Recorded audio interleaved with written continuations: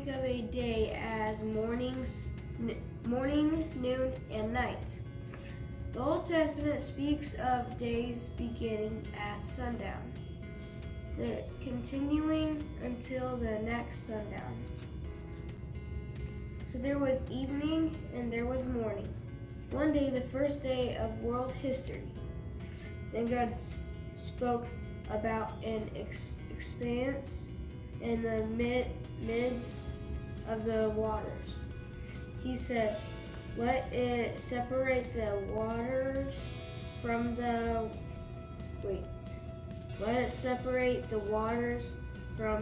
waters. God made the expanse. He separated the waters which were below and from the waters which were above it. God named the expanse Bible translation. Express its name different ways.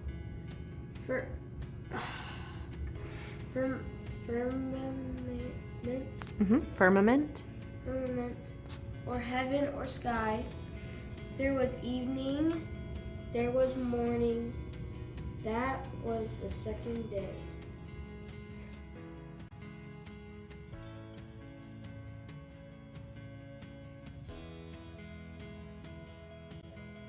God spoke again. Let the earth sprout vegetation. Vegetation. He spoke of plants that yield seed and of fruit trees bearing fruits with seeds. He spoke of plants and trees with seeds that could grow into more of the same kinds of plants and trees. When God told the earth to sprout vegetation, it happened. God saw that it was good. There was evening, there was morning. That was the third day. God spoke again. Let there be light in the expanse of the heavens to separate the day from the night. God said, let them be for signs and for seasons and for days and for years, he said. Let them be for lights and expanse of the heavens. To give light on the earth, it happened. God made a great light to govern the day. He made a lesser light to govern. Yeah. So like to rule over. So like it goes over? No, like the sun rules over the day and the moon rules over the night. To govern means to like oversee. So it like covers it. Okay. In some, yeah. Okay. We can get your dictionary out and look it up when we do your vocab and see which definition best fits with the context of this passage of scripture. Okay. He made the stars too. God put them in the expanse of the heavens. God saw that it was good. There was evening, there was morning. That was the fourth day. God spoke again. Let the waters teem with swarms of living creatures. God said, let birds fly above the earth. That's a pretty bird. Let birds fly above the earth in the open expanse of the heavens. God made great sea monsters and every living creature that moves in the waters. Mm-hmm. He made every winged bird. God made these creatures so that they could have babies that would be like their parents. God saw that it was good. He blessed the creatures of the sea and sky. God told them, "Be fruitful and multiply and fill the waters in the seas and let birds multiply on the earth." There was evening, there was morning. That was the 5th day.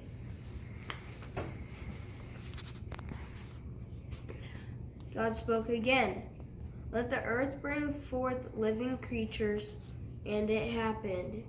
God made the beasts, he made the cattle, he made everything that creeps on the ground. God made all of them so that they could have babies that would be like their parents. God saw that it was good. So we just read that God created the creatures of the sea and the winged birds of the air, the winged animals of the air, and then the beasts of the land.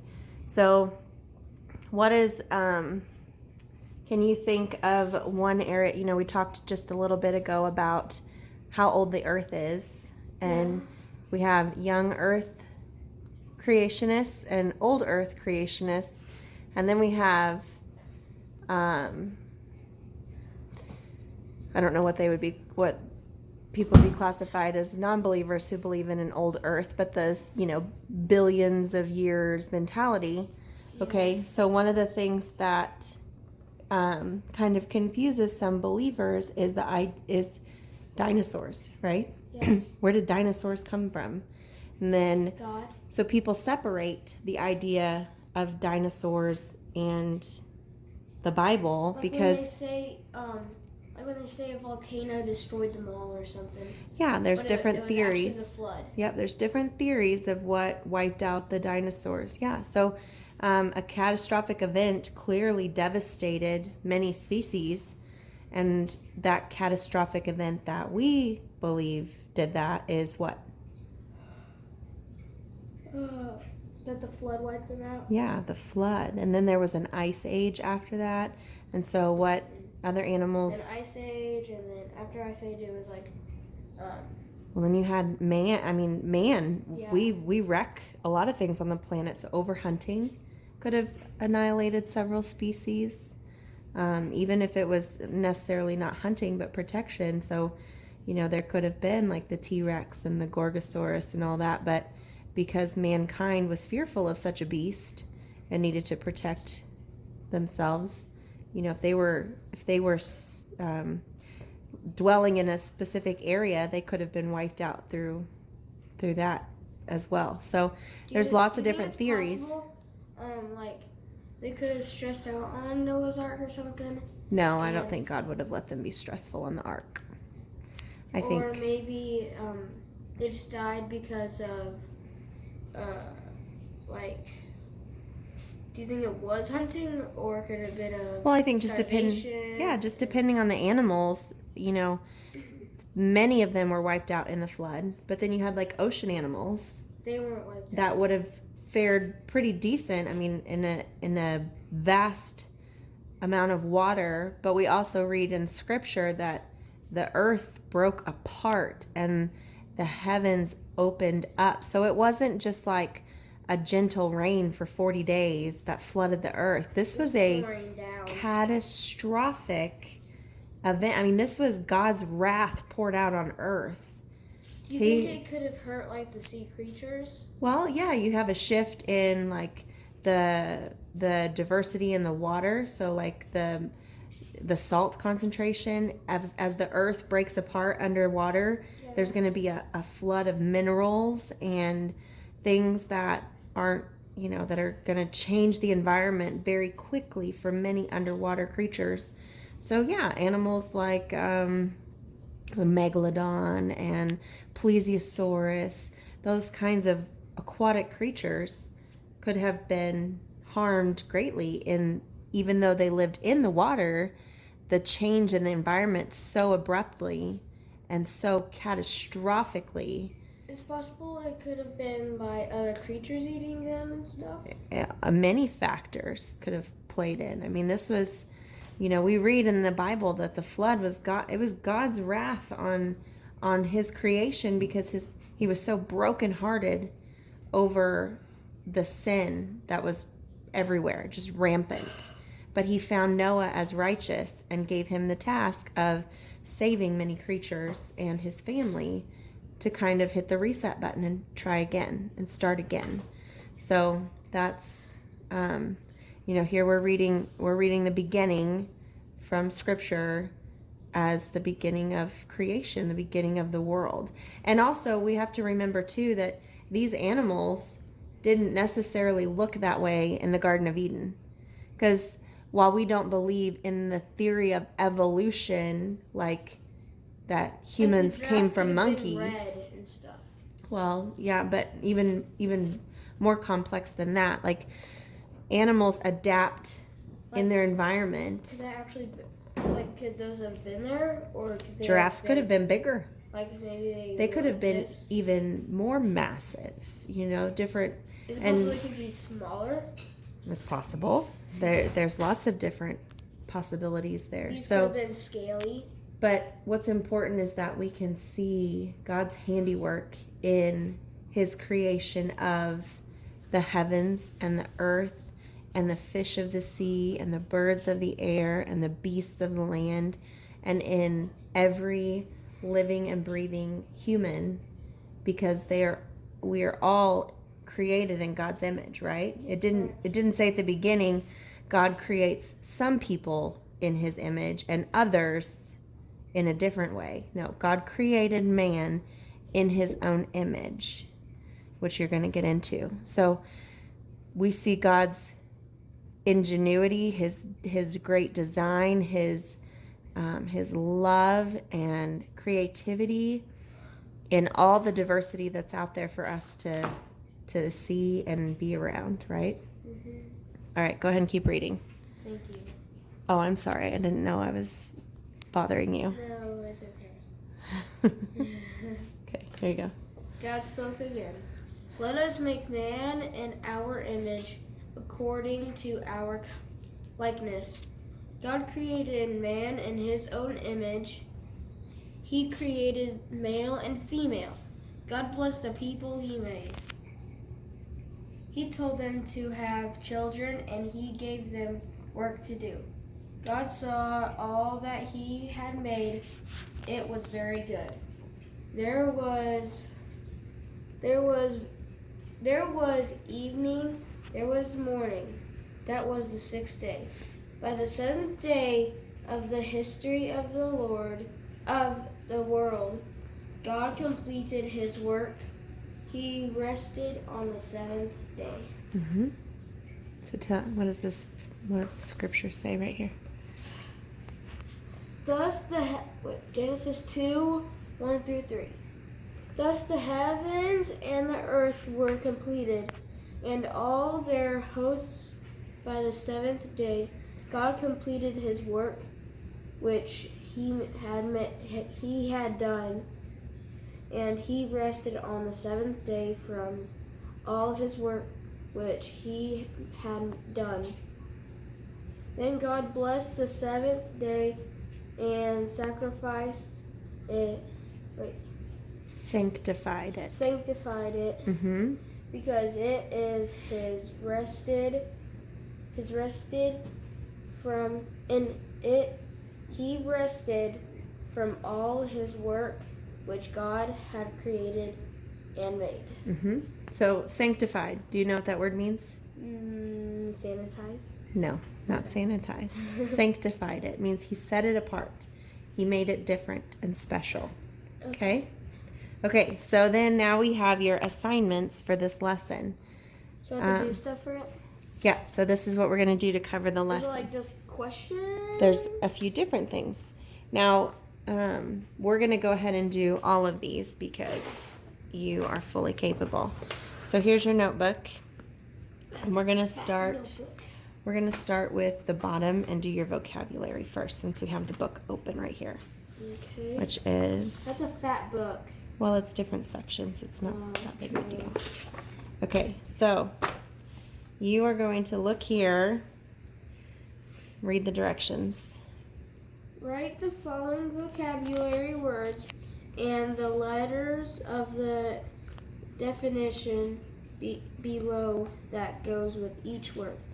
The numbers tell you the page where each word is used in the lesson. Okay, so what's the first word? Formless. So write formless for number 1.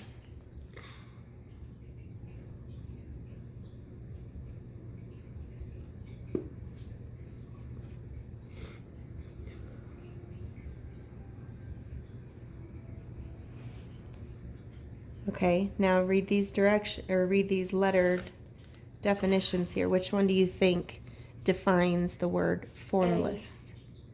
What does it say? Go ahead and read it. Having no form, shapeless. Okay, so then put a comma after formless and then write A.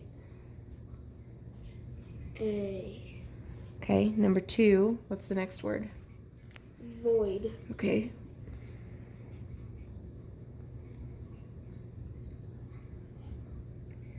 Void. Made holy? No. To abound.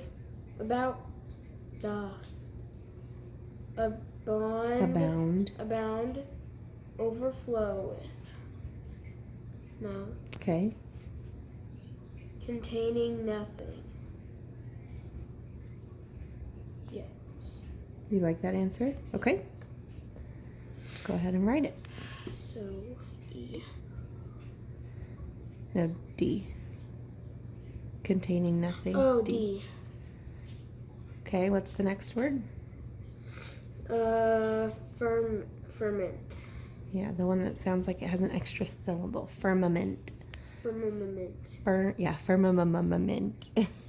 Like cinnamon. That's what my brother said. Firmament.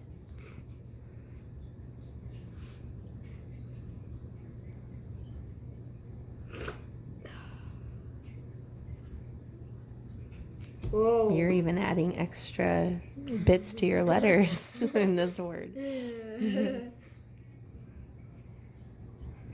It's a weird word. Firmament. Firmament. Firmament. So which of those do you think best defines firmament? Made holy? No.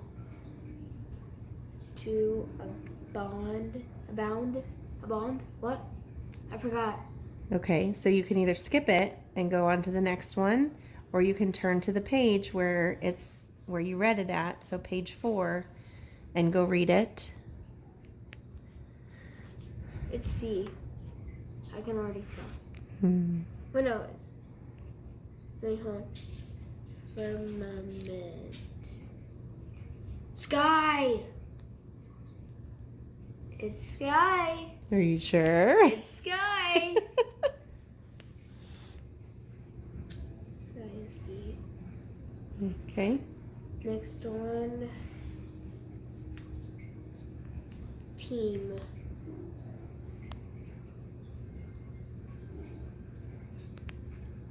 Is it like baseball team? No. Oh. Not that kind of team. Oh. It's made holy. No, I'm kidding. Containing.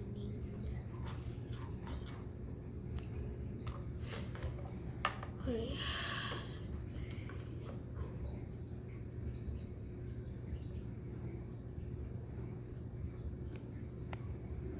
Let's see. Comma. C. When did your commas get so big? I don't know. It got bigger on the way. It's weird. I have to practice making smaller commas. Smaller commas. Smaller commas. What is Smaller wrong with you? commas. What is wrong with you? Can't talk right.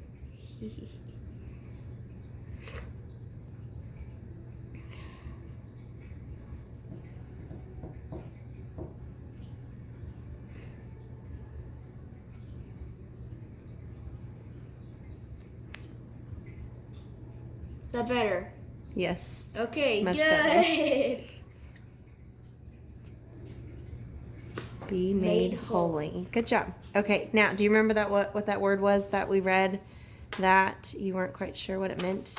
Firmament. No, it wasn't firmament. Team. No, it was... Sacrifice. No. Was it this? No. Santos. It was govern. So write the word govern. Govern. Yep. Write the word govern. 6. Is that 6? Just put it down here, like G-O-V. E-R-N. E-R-N. Okay, so now go get your dictionary by your bed. Okay. Was that Mandy? No. Oh. What is it? G word. G. What's your next? That's a big word. G what? G. What's your next letter? G-O. Bless you. Are you still taking video? There we go. It's closer.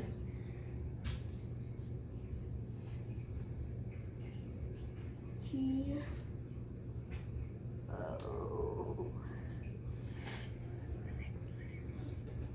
G-O-V.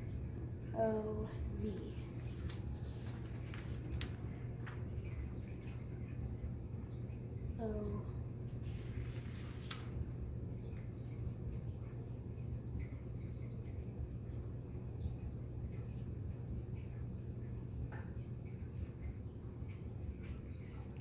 Do you see it? Here, sit down. Do you see it? Sit down.